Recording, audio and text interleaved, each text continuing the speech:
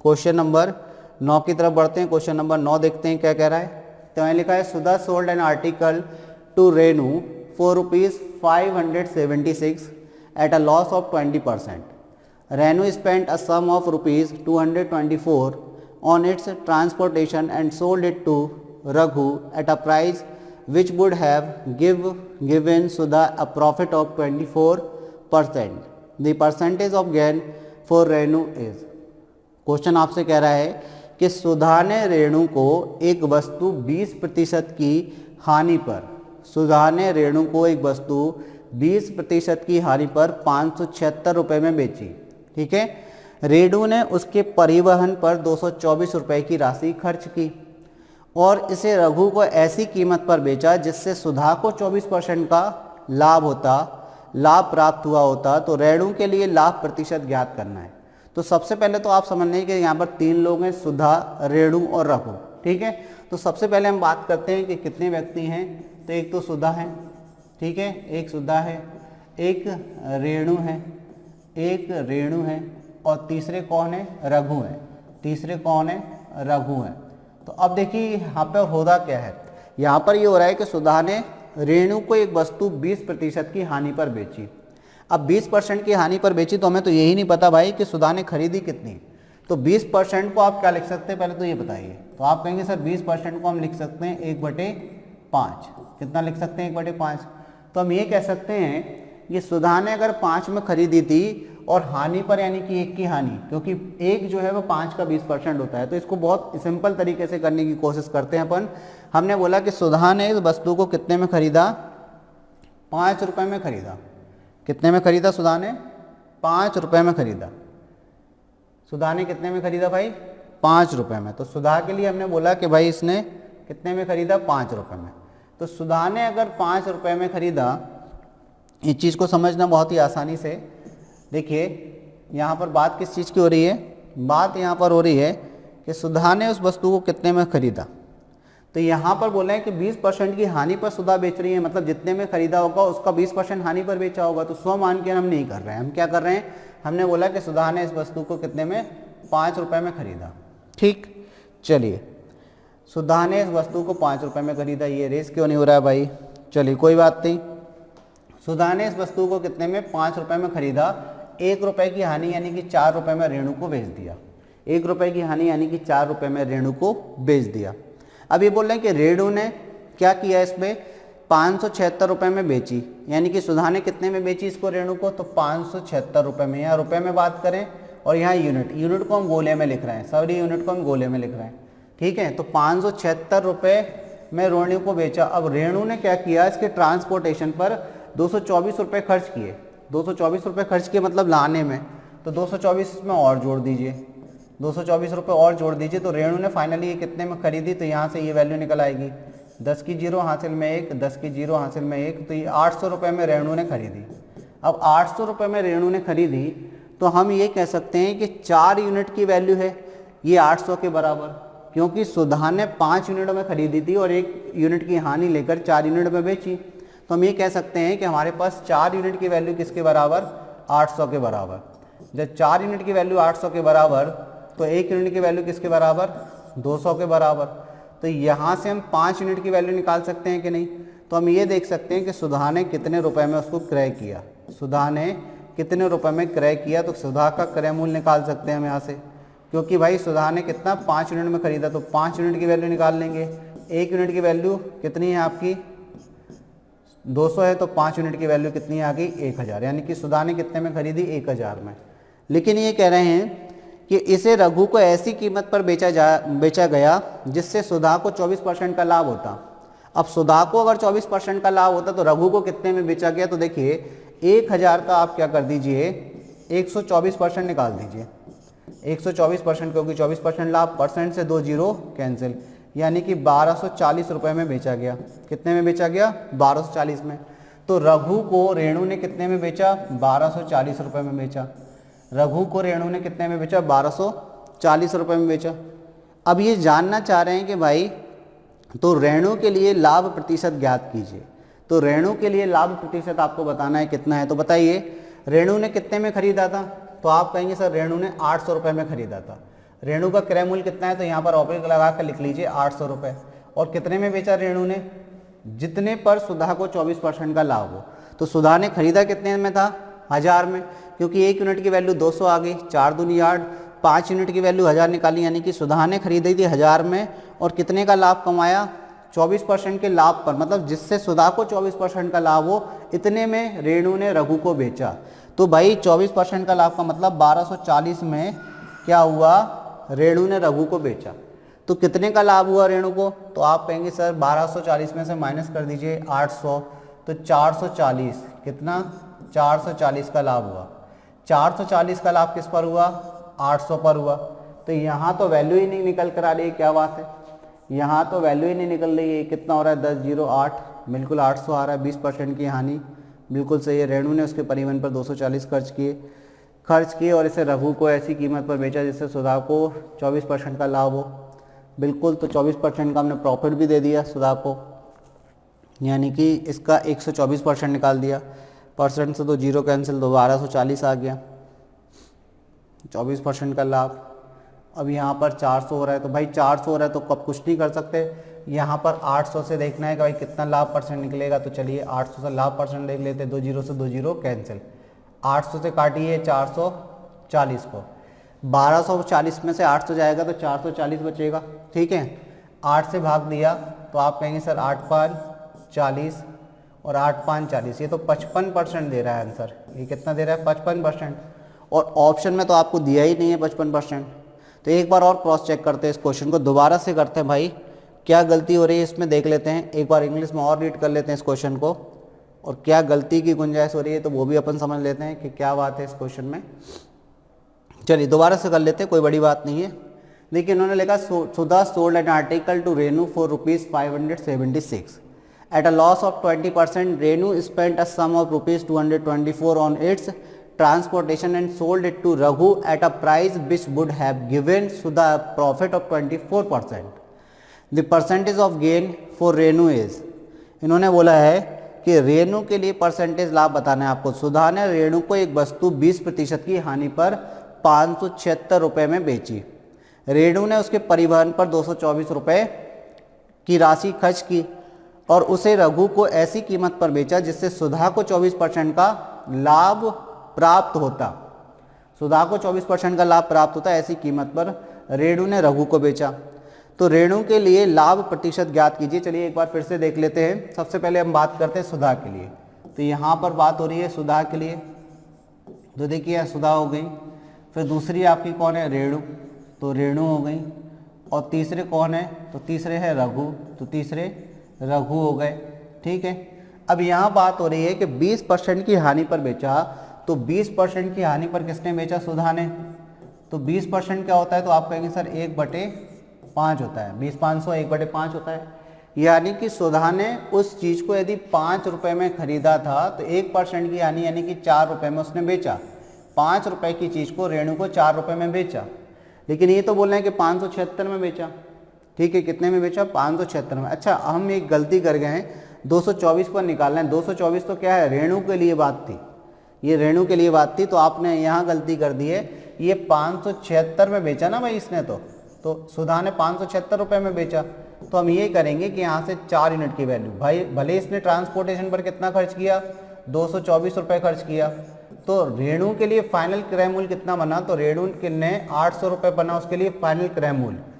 800 रुपये रेणु के लिए फाइनल क्रय मूल्य बना, लेकिन सुधा ने तो उसको 576 में बेचा ना, तो 4 यूनिट की वैल्यू यहाँ से बेटा आप 576 के बराबर करेंगे, ठीक है। चलिए ये मिस्टेक थोड़ी सी होगी, तो यहाँ से 1 यूनिट की वैल्यू निकलेगी आपकी 4 एकम 4, 1 बचेगा, 4 चौको 16, 4 चौको 16, तो 1 यूनिट की वैल्यू निकल आई। अब सुधा ने कितने में खरीदा, 5 यूनिट की वैल्यू निकालनी है, तो 144 को मल्टीप्लाई कर दीजिए।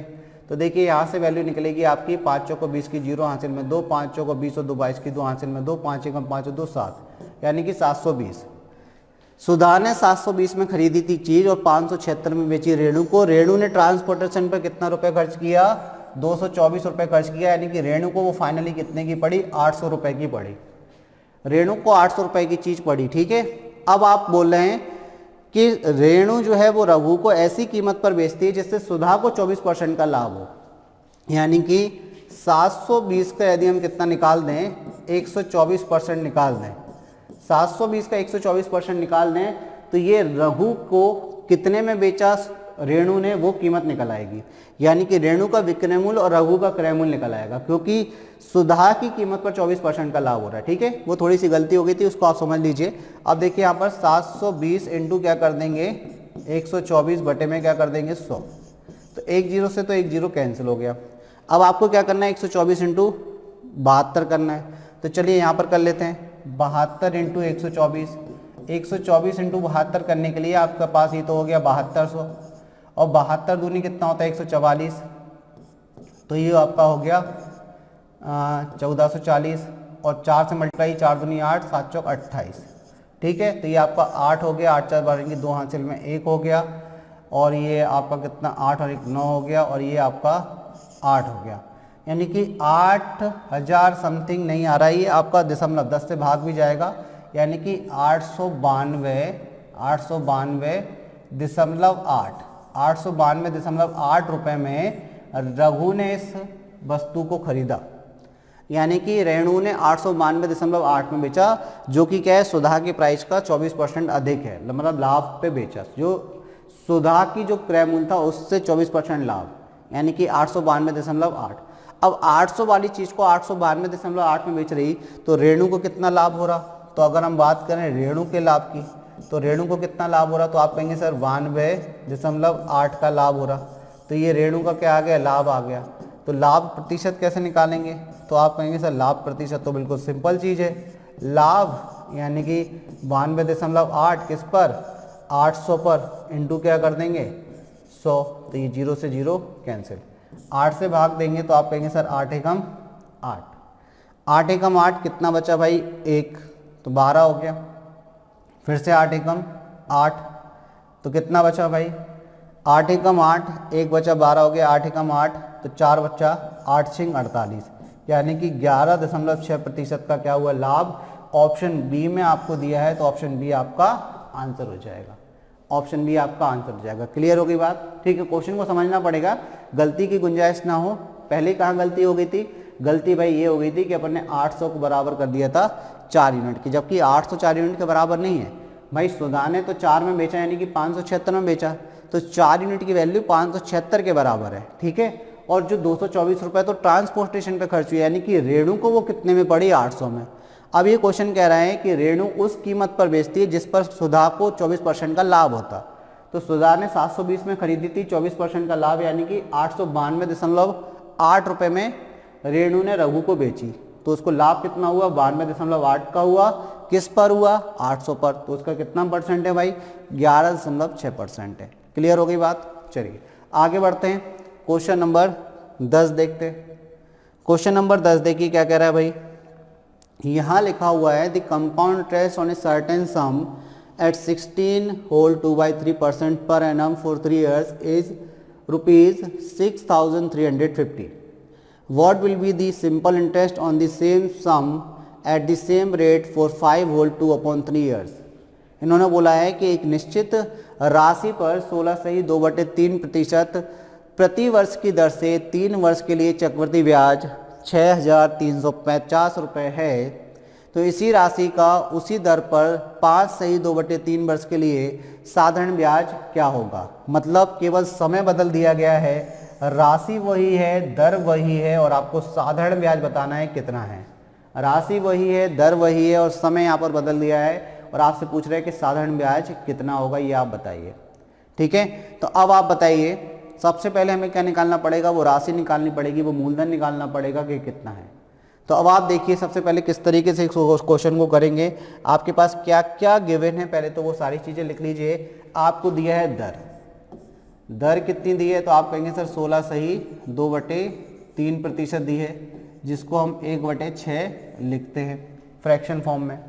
समय कितना दिया है, अगर हम समय की बात करें तो समय आपको दिया है कितना 3 वर्ष, समय कितना दिया है 3 वर्ष, और 3 वर्ष का CI आपको दिया है, यानी कि 3 साल का CI यानी कि कंपाउंड इंटरेस्ट आपको दिया है 6,350 रुपये, 6,350 रुपये। अब आपसे पूछा क्या गया है, आपसे उसी धनराशि का उसी दर से यानी कि 16/2/3% की दर से 5/2/3 वर्ष के लिए साधारण ब्याज पूछा गया है। तो आपको पता है कि यदि दर और समय का गुणा करते हैं तो एक पूरी दर आ जाती है साधारण ब्याज की कि हमें टोटल कितना % ब्याज मिलेगा मूलधन पर। तो वो तो आसान होता है साधारण ब्याज में निकालना, लेकिन सबसे पहले हमें क्या करना है, सबसे पहले हमें मूलधन निकालना है यानी कि प्रिंसिपल निकालना है। तो प्रिंसिपल कैसे निकालेंगे, तो देखिए जो हमारे पास दर दी है, यहाँ पर दर में कह रहे हैं कि मूलधन कितना है।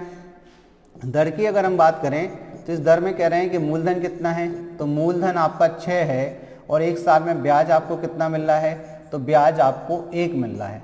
तो अगर हम मिश्रधन का मूलधन से अनुपात बनाते हैं यानी कि अमाउंट टू प्रिंसिपल का रेशियो बनाते हैं तो 7:6 बनेगा। यानी कि हम ये कह सकते हैं जो राशि 6 रुपये आपने जमा की थी वो 1 साल के अंत में 7 रुपये हो जाएगी, लेकिन समय यहाँ कितना दिया, 3 साल। चूंकि ये चक्रवृद्धि ब्याज का केस है और आप जानते हैं कि समय अगर हमारे पास 3 साल, इसका मतलब क्या है, आपको इसकी पावर 3 करनी पड़ेगी यानी कि 3 साल बाद ये जो अनुपात है मिश्रधन और मूलधन का वो कितना हो जाएगा।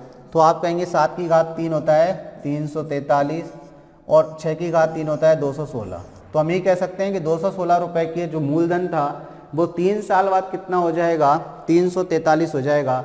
तो आपको ब्याज कितना मिला अगर आपसे पूछा जाए तो आप कहेंगे सर 343 में से 216 क्या कर दीजिए माइनस, 13 में से 6 जाएगा तो 7, 2 जाएगा तो 2 और ये 1, यानी कि 127 रुपये का आपको 3 साल में ब्याज मिला।